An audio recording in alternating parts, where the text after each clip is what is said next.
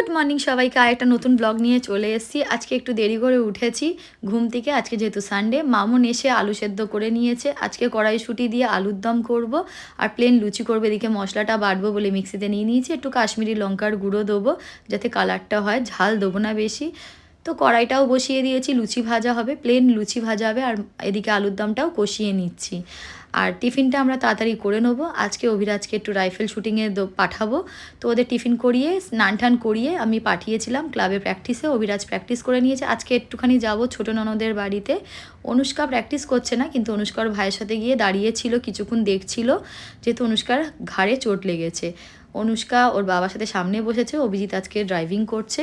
ছোটো ননদের বাড়ি থেকে খাওয়া দাওয়া করে এসে বাড়িতে রেস্ট নিয়ে বিকালবেলা বেরিয়ে গেছিলাম। অনুষ্কার আরেক বান্ধবীর জন্মদিন ছিল, সিমরানের।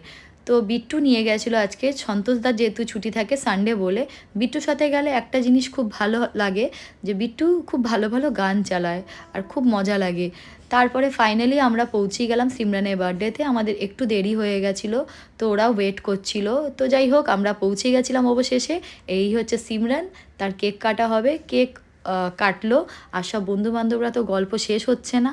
তো এখানে আরও কয়েকজন বন্ধুবান্ধব ছিল না, তারাও আসলো পরে। তারপরে এখানে আমিও বসে পড়েছিলাম আমার বন্ধুদের সাথে।